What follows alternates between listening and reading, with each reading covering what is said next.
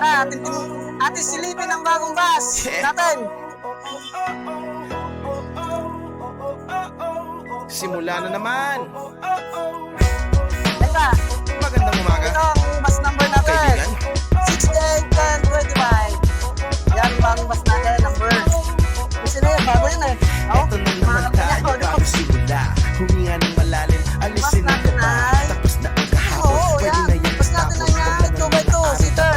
Na may 49 seater. Sa 2x2. panibagong hamon, may paparating na bagong alon. Pwede kang At yung mga lamino, USB pwede mong sabayan. Saksakan ng USB, mga Nakakapit, pwede natin kang yan, yan. gabayan. Kung ako sa'yo, Sa trailer tumayo ka natin. na dyan. Huwag ka At na yung 49 seater natin, Kami ay sundan, patungo yung sa 49 seater natin ay may mga charger. Pagkatapos pakisig Siya dito. puso nagbabaga. Upang lahat ay Isa yan. mamulas. Yan, hindi na tayo mag-charge sa driver. Sa lahat ang aking ulat. Huwag mabahala, ako ang Kaya bahala. bagong bus natin. Kasangga natin si Ayun, Bathala. nakabiyahe. Yes na kayo. Pamilya, bilis yan. Tingnan kanya seatbelt. Bawat seater. The seatbelt. Ito. Kanya kahit saan. Pag sa mga seater na pangulikod na natin ay seatbelt yan.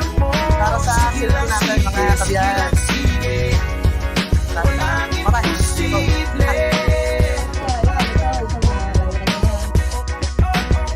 Pero dapat ingatan natin. Mamaiwan yung mga charger nila, mga masira. Ano? Sayang naman. Yung pusong humihiling. Nakalimutan ng kahapon. Kunan natin tatay dyan. Naglaro pa po ng pagkain. Drinks. Aking puso. Ingatan lang po natin yan. Tsaka yung mga ganito, huwag po hatakan, huwag po dalaruhan.